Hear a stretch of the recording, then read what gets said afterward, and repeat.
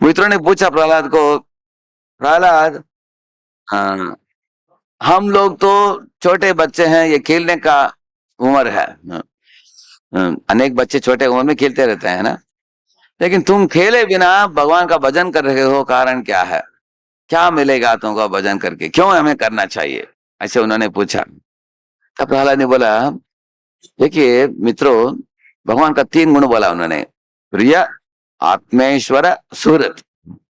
भगवान जीव के लिए बहुत प्रिय है, और भगवान आत्मा के ईश्वर है, और भगवान आत्मा के लिए सुहृत है, शुभ चिंतक है। ऐसे बोला उन्होंने।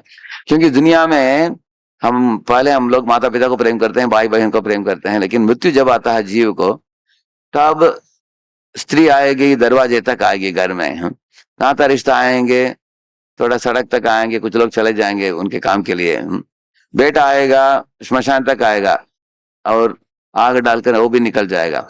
हाँ? जब वो लाश पड़ा है उधर जल रहा है, उस समय एक ही व्यक्ति आपके साथ रहेगा। जब आत्मा निकलता है, उसके साथ जाने वाला कौन होता है? परमात्मा होते हैं।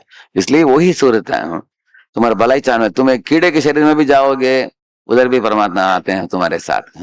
किसी भी शरीर में तुम जाते हो, तुम्हारे असली मित्र है, सुहृत, ऐसे बोला उन्होंने। और आत्मा का वो ईश्वर भी है, क्योंकि आत्मा को पालन पोषण करने वाले वही है इस दुनिया में। 84 लाख योनियों में डालकर सब जीवों को सब देने वाले वही हैं, भोजन देने वाले, सब कुछ। इस तरह प्रहलाद महाराज उनको बहुत अच्छी तरह भगवान विष्णु के संबंध में समझा कर उनको भक्त बनाया। असुर के कुल में जन्म में बच्चों को भी उन्होंने भक्त बना दिया। इससे पता चलता है कितना असर पड़ता है सत्संग का। असर असुरों के ऊपर भी पड़ा, उनका भी भक्त बनाया उन्होंने।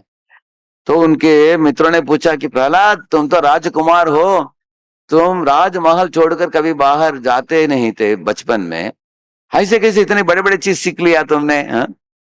इसका रहस्य क्या है? क्या किताब पढ़कर सीखा, कैसे सीखा तुमने? आप प्रहलाद ने बोला कि मेरी माँ के गर्भ में जब था मैं, तब नारद मुनि मेरी माँ को आत्मबोध दिया, भगवान संबंधित विषयों को सिखाया। मेरी माँ श्रवण कर रही थी, मैं भी अंदर जो माँ के गर्भ में मैं भी सुन रहा था। ऐसे श्रवण करके नारद मुनि के संग से भक्ति जग गई।